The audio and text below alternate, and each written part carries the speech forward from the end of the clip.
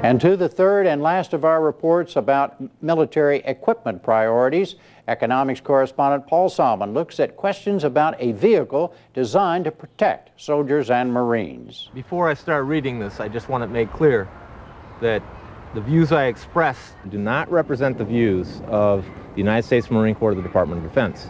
Retired Marine Corps Major, current Pentagon Science Advisor, reluctant whistleblower Franz Geil. This culture has been criminally negligent in a way that has led directly to the unnecessary loss of hundreds of American and innocent Iraqi lives and countless serious injuries. Geil wrote those words in May, trying to make the case that the Marine procurement system was responding too slowly to urgent equipment requests from the front. He'd recently been on a 5-month fact-finding trip to Iraq, had prepared a detailed presentation, but I was told by my superiors that I would not be allowed to give that presentation after all.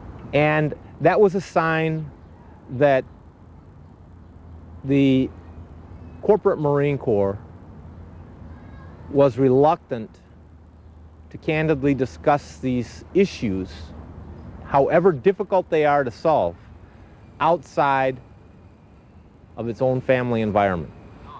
So Geil went public. And what specifically is his beef?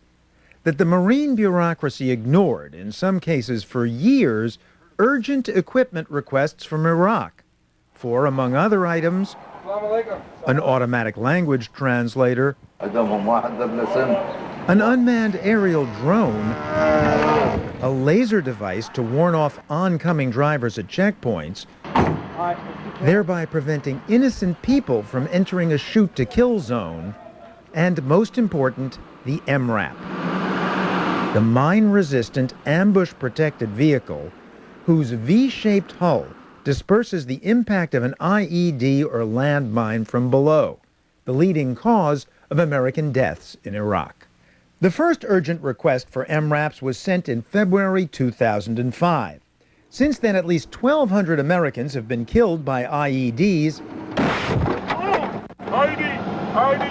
and even the military agrees that MRAPs could have saved most of them. The bottom line is, after many casualties and many deaths, unfortunately, in a couple of years, now it has become a moral imperative for the MRAP to be developed. Today, after escalating reprisals against Geil by the Marines, including a rewritten job description and formal reprimand, and a flood of publicity about slow delivery of MRAPs, thousands are finally being rushed to the front, a full 2.5 years after the first urgent needs request was officially filed. And the reason for the delay, says Geil, is the snail's pace of the military bureaucracy, apparent when he himself went to Iraq last year. I realized that the people around me had a completely different sense of urgency than the people that I was dealing with back here. I was able to see that the warfighter was being hurt directly by decisions being made within the bureaucracy back in the rear. A shortage of equipment at the front, a common story in many wars, and certainly at the beginning of this one. Army medic Patrick Campbell and former soldier Bill Ferguson, both now with the Washington office of the Iraq and Afghanistan Veterans of America, or IAVA, served in Iraq in 2003. I had to call my senator to get body armor for my guys. I remember it took me 4 months to get a plate for the front of my helmet for my night vision to come down. We all got issued the lights, but then they only came with one battery. We couldn't get batteries for the rest of the tour. Not enough tourniquets, the Baltimore Sun reported in 2005, quoting one infantry surgeon, "There is no good reason why wounded soldiers are continuing to die on the battlefield from extremity bleeding. No hemostatic bandages that chemically cauterize wounds in an instant." I've never seen a hemostatic bandage, not once ever. We just had the old ones.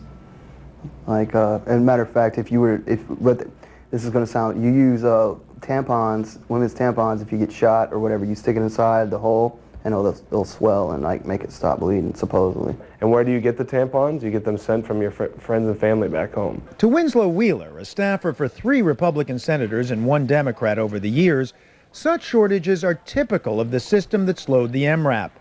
shortages that occurred despite the Pentagon's assurance to the Senate just before the invasion of Iraq that our troops had all they needed. First question that the chairman of the committee, John Warner from Virginia, asked of the general sitting at the table, General Myers, chairman of the Joint Chiefs of Staff. He said, if we have a war with Iraq, are the troops fully equipped? Myers responded with one word. It was absolutely. When we went to the Marines for a response, 3-star General James Mattis assured us things have since changed dramatically. I believe we're fielding the most well-equipped Marines in the history of the Marine Corps. Come on in, young man. Just stand. Today's Marines, says Mattis, sport new and improved equipment, from helmets to boots and a whole lot in between. Here, you can see the size of the first aid kit versus the size of the former first aid kit. Go ahead and pop it open. Absolutely. Yeah, this is the tourniquet right here. And that's why you can do it with one hand, of course, up here somewhere. You got it. And then you can twist it even further, I guess. Absolutely. Right. So our troops seem far better equipped than they were. He simply pops the tube out, bites it, and pulls the water in. But as well as they should be?